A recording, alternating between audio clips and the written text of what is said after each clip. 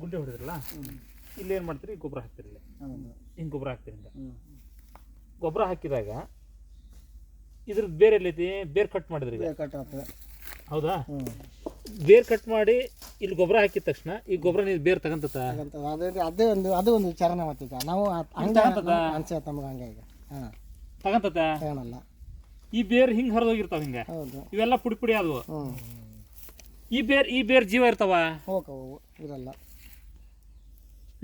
ಸರಿ ಅಡಿಕೆಗೆ ಬಾಯಿ ಎಲ್ಲೈತಿ ಬೇರೆ ಗಿಡಕ್ಕೆ ಇದು ಆಹಾರ ತಗೊಳ್ಬೇಕಲ್ಲ ಇದ್ರ ಬಾಯಿ ಎಲ್ಲೈತಿ ಬಾಯಿ ಕಟ್ ಆತೀಗ ಅದು ಬಾಯಿ ಬೇರ್ ತಾನೆ ಹೌದು ಬಾಯಿ ಬೇರು ಅನ್ನೋದಾದ್ರೆ ಇಲ್ಲಷ್ಟೇ ಬಾಯಿ ಐತಾ ಬೇರ್ ಪೂರ್ತಿ ಇದ್ರ ಬೇರು ಇದು ಇಷ್ಟಲ್ಲ ಐತಾ ಈ ಬೇರೆ ಇಲ್ಲಿವರೆಗೆ ಹಬ್ಬೈತಾನೆ ಇಡೀ ತೋಟದೊಳಗೆ ಹಬ್ಬೈತಿ ಈ ತಂತು ಬೇರೆ ಇರ್ತಾವಲ್ಲ ಇದು ತಂತು ಬೇರು ಈ ಪುಡಿ ಬೇರೆ ಇರ್ತಾವಲ್ಲ ಇವು ಆಹಾರ ತಗೋಣ ಬೇರೆ ತಂತು ಬೇರೆ ಇವು ಇಲ್ಲಿ ಬುಡಕಾದ್ರೆ ಸಿಗಲ್ಲ ಇದ್ರ ಆಹಾರ ತಗೋಣ ಬೇರೆ ಈ ಸರೌಂಡಿಂಗ್ ಬೆಳೆದಿರ್ತಾವ ಹಂಗಾದ್ರೆ ಆಹಾರ ಎಲ್ಲಿ ಕೊಡ್ಬೇಕು ದೂರಕ್ಕೆ ಕೊಡ್ಬೇಕು ಎಲ್ಲಿ ಬೇಕಲ್ಲೇ ಕೊಡ್ಬೇಕಾಗತ್ತೆ ಮತ್ತೆ ಪರ್ಟಿಕ್ಯುಲರ್ ಇಲ್ಲೇ ಕೊಟ್ರೆ ಹೆಂಗೆ ಅಷ್ಟು ಬೇರೆ ತಗೋಬೇಕಲ್ಲ ಕೆಲಸ ಮಾಡ್ತದ ಇದು ಸರಿಯಾದ ಕ್ರಮ ಅಲ್ಲ ನೀವು ಗೊಬ್ಬರ ಸರ್ಕಾರಿ ಗೊಬ್ಬರ ಹಾಕೋ ಕ್ರಮ ಇದು ಸರಿಯಾದ ಕ್ರಮ ಅಲ್ಲ ಯಾಕನ್ನೋದಾದ್ರೆ ಇದಕ್ಕೆ ಆಧಾರ ಸ್ತಂಭನೇ ಬೇರು ಆಹಾರ ತಗೋಣಂತ ಬೇರೆ ಎಲ್ಲ ಸರೌಂಡಿಂಗ್ ಹಬ್ಕೊಂಡಿರ್ತವೆ ನಾವು ಪರ್ಟಿಕ್ಯುಲರ್ ಇಲ್ಲೇ ಕೊಡ್ಬೇಕು ಅಲ್ಲೇ ಕೊಡ್ಬೇಕು ಅಂತಲ್ಲ ಇಡೀ ವ್ಯಾಪ್ತಿಗೆ ಎಲ್ಲಿ ಕೊಟ್ಟರು ಅವು ಬೇರುಗಳು ಹೌದಾ ಹಾಗಿರೋದ್ರಿಂದ ಹಿಂಗೆ ಗುಣಿ ಮಾಡಿಕೊಡೋದು ರಾಂಗ್ ನೀವು ಇದನ್ನ ಹಿಂಗೆ ಸುತ್ತಲೂ ಕೊಡ್ಬೋದು ಹಿಂಗೆ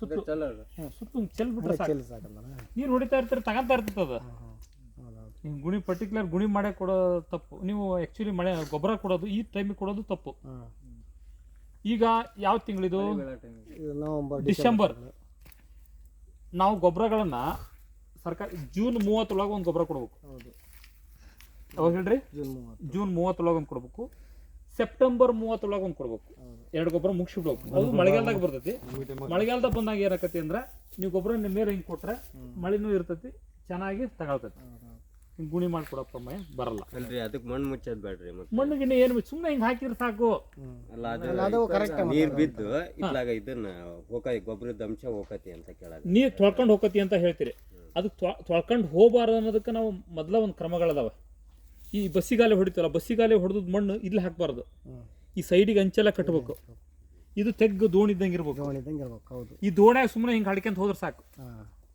ಅದಲ್ಲೇ ತಗಂತ ಅವಾಗ ನಾವು ಏನ ಅಡಿಕೆ ಹ್ಯಾಡ ಗರಿ ಒಂದ್ ಗಿಡಕ್ಕೆ ಒಂದ್ ದಿವಸ ಮನುಷ್ಯ ಒಂದ್ ದಿವಸ ಬದುಕಾಕ 3 ರಿಂದ 4 ಹೊತ್ತು ತಿಂತವೆ ಮಿನಿಮಮ್ 2 ರಿಂದ 2.5 kg ಫುಡ್ ತಿಂತವೆ ಒಂದ್ ದಿವಸ ಬದುಕಾಕ ಗಾಳಿ ಬೆಳಕು ನೀರಿನ ಜೊತೆಗೆ 2.5 kg ಫುಡ್ ತಿಂತವೆ ಹಣ್ಣು ಹಂಪ್ಲ ರೊಟ್ಟಿ ಅನ್ನ ಪಲ್ಯ ಚಟ್ನಿ ನಾವೆಲ್ಲ ಸೇರಿದ್ರ ಎಷ್ಟು ತಿಂತವೆ 2.5 kg ತಿಂತವೆ ಈ ಒಂದ್ ಗಿಡಕ್ಕೆ ಈ ಒಂದ್ ಗಿಡ 1 ವರ್ಷ ಬದುಕಬೇಕಂದ್ರೆ ಇದಕ್ಕೆ 2 kg ಫುಡ್ ಬೇಕು 2 kg ಫುಡ್ ಅಂದ್ರೆ ಒಂದ್ ಬುಟ್ಟಿ ಸಗಣಿ ಗೊಬ್ಬರ ಹಾಕಿವ್ರಿ 25 kg ಅಂತ ಹೇಳ್ತೇವೆ 25 kg ಸಗಣಿ ಗೊಬ್ಬರದಾಗ ಏನೈತಿ 100 ಗ್ರಾಮ್ ಅಷ್ಟೇ ನ್ಯೂಟ್ರಿಯೆಂಟ್ ಇರೋದು ಗೊತ್ತಾಗತ್ತಾ ಅದಕ್ಕೆ ನಾವು ಈ ಅಡಿಕೆ ಹ್ಯಾಡ ಗರಿಗಳು ಇವೇನು ಸಾವಯವ ಉತ್ಪನ್ನಗಳದಾವಲ್ಲ ಇವನ್ನ ಇಲ್ಲಿ ಹಾಕ್ಬೇಕು ನಾವು ಕಲ್ಯಾವಕ್ಕೆ ಹಾಕಿದ್ದೇವೆ ಕಲ್ಯಾವಕ್ಕೆ ಹಾಕ್ಬಾರ್ದು ಕಲ್ಯಾದ ಇನ್ನು ಪೋಷಕಾಂಶ ತೊಳ್ಕೊಂಡು ಹೋಗತ್ತೆ ಮಳೆಗಾಲದಾಗ ಅವನ್ ತೆಗೆದು ಈ ನಡೋ ಬೀದೆ ಹಾಕ್ಬೇಕು ಬೀದೆ ಹಾಕೋದ್ರಿಂದ ಚೆನ್ನಾಗಿ ಕಳಿತಾವೆ ಕೊಳತು ಇದೇ ಸಾವಯವ ಉತ್ಪನ್ನಗಳಾಗ್ತವೆ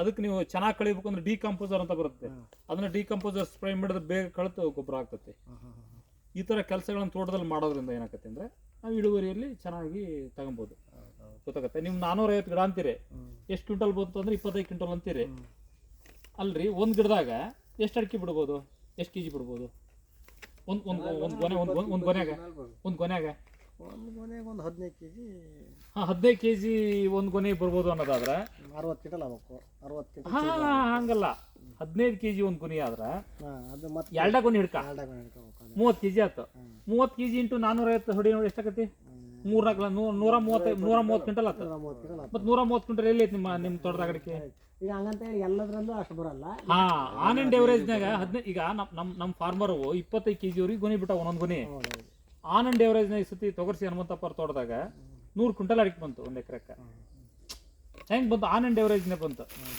ಗೊತ್ತಾಗತ್ತಾ ಒಂದು ಹೆಚ್ಚು ಒಂದು ಕಡಿಮೆ ಆಗ್ತೈತೆ ಹಿಂಗೆ ನಿಮ್ಮದು 450 ಗಿಡಕ್ಕೆ 100 ಕ್ವಿಂಟಲ್ ಅಡಿಕೆ ಆರಾಮ್ ತೆಗಿಬೋದು ಕೆಲಸ ಮಾಡ್ಬೇಕು ಹಿಂಗೆ ಕೆಲಸ ಮಾಡಿದ್ರಾಗಲ್ಲ, ಟೈಮ್ ತಪ್ಪು ಮಾಡಿದ್ರಾಗಲ್ಲ. ಟೈಮ್ ಸರಿ ಮಾಡ್ಬೇಕು, ಮಾಡ್ತಕ್ಕಂಥ ಕೆಲಸನ ಅಚ್ಚುಕಟ್ಟಾಗಿ ಕ್ರಮಬದ್ಧವಾಗಿ ಮಾಡ್ಬೇಕು. ಮಾಡಿದ್ರೆ ಮಾತ್ರ ಸಾಧ್ಯತೆ ಐತಿ. ನಾವ್ ಹೆಂಗ್ ಹೊತ್ತಿ ತಿಂತಾವಲ್ಲ, ಇಡೀ ದಿವಸ ತಿನ್ನೋದನ್ನ ಒಂದ ಹೊತ್ತು ತಿನ್ನಕ್ಕಾಗತ್ತಾ? 3 ರಿಂದ 4 ಹೊತ್ತು ತಿಂತ ಹೋದಲ್ಲ. ಹಂಗ ಅಡಿಕೆ ಗಿಡಕ್ಕೂ ಆಹಾರ ಏನ್ ಬೇಕು ಅನ್ನೋದನ್ನ, ನ್ಯೂಟ್ರಿಯೆಂಟ್ ಪೋಷಕಾಂಶಗಳು ಏನ್ ಬೇಕು ಅನ್ನೋದನ್ನ ಅರ್ಥ ಮಾಡ್ಕೋಬೇಕು. ಫಸ್ಟ್ ಮಣ್ಣು ಪರೀಕ್ಷೆ ಮಾಡಿಸ್ಬೇಕು. ಮಣ್ಣು ಪರೀಕ್ಷೆ ಮಾಡಿಸಿ ಭೂಮಿಯಲ್ಲಿ ಏನು ಕಡಿಮೆ ಐತಿ, ಏನಿಲ್ಲ, ಸಾಯಿಲ್ pH ಏನಿದೆ ಅದನ್ನ ತಿಳ್ಕೊಂಡು ಭೂಮಿಯಾಗ ಕೆಲಸ ಮಾಡಬೇಕು. ಅವಾಗ ನಿಮಗೆಲ್ಲ ಕೆಲಸಗಳು ಸಸೂತ್ರ ಆಗ್ತಾವೆ.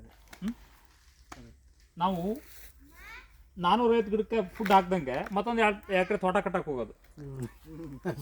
ಅದೇನೋ ಹೇಳ್ತಾರಲ್ಲ, ಕಟ್ಟಿಗೆಯಿಂದ ಹೆಂಡ್ತಿನ ಏನೋ ಹೇಳ್ತಾರಲ್ಲ, ಆ ಗಾದಿ ಹಂಗಾಗಬಾರ್ದು.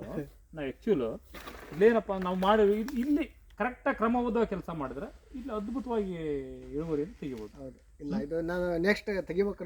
ನೀವು ಹೇಳಿದಂಗೆ ತಕ್ಕಂತ ಬಿಡೋದಲ್ಲ. ಈಗ ಹೋದ ವರ್ಷ ನೀವು ಭತ್ತಕ್ಕೆ ಒಂದು ಔಷಧಿ ಕೊಟ್ಟಿದ್ದೆ, ಹುಡ್ಕೊಂಡ್ ಬಂದು ಭತ್ತಕ್ಕೆ ಔಷಧಿ ತಗೊಂಡ್ಬಂದೆ. ಭತ್ತ ಭಾರಿ ಚೆನ್ನಾಗೈತಿ. ಹೌದು, ಹಂಗೆ ಕೊಟ್ಟಿದ್ದೆ ನಾವು. ಮೆನೂರ್ ಹಂಗಿದೆ, ಹಂಗೆ ತೋಟಕ್ಕಿದೆ. ಚಾಲೆಂಜ್ ಮಾಡಿಕೊಡ್ತೀನಿ. ಇದರಲ್ಲಿ 450 ಗಿಡ ಆಯ್ತಲ್ಲ, 120 ಕ್ವಿಂಟಲ್ ಅಡಿಕೆ ಕೊಡ್ತೀನಿ ಈ ತೋಟದಲ್ಲಿ. ನಾವು ಹೇಳ್ದಂಗೆ ಕೆಲಸ ಬರೀ ಒಂದು 50-60 ಸಾವಿರ ರೂಪಾಯಿ ಇನ್ವೆಸ್ಟ್ಮೆಂಟ್ ಮಾಡಿರಿ. ನಿಮಗೆ ಹೇಳಿದಷ್ಟು ಅಡಿಕೆ ಬರಲಿಲ್ಲ ಅಂದ್ರೆ ನೀವು ಹೇಳಿದಷ್ಟು ದಂಡ ಕೊಡ್ತೇನೆ. ಅಲ್ಲಲ್ಲ, ಅಷ್ಟೆಲ್ಲ ಮಾಡಿ ಮತ್ತೆ ಬಂದೇ ಬರ್ತದೆ. ಮತ್ತೆ ಮಾಡ್ಬೇಕು ಮಾಡಂತ ನೆಕ್ಸ್ಟ್ ಈಗ ನೀವು ಹೇಳಿದ್ರೆ ನಾನು ಇದ್ರ ಸದ್ಯಕ್ಕೆ ಅರ್ಜೆಂಟಿಗೆ ಏನೇನು ಗೊತ್ತಾ ಇದು ಮಾಡ್ಕೊಂಡೆ. ಇದೆಲ್ಲ ಈಗ ಶುಂಠಿ ಕಿತ್ಕೊಂಡ್ಮೇಲೆ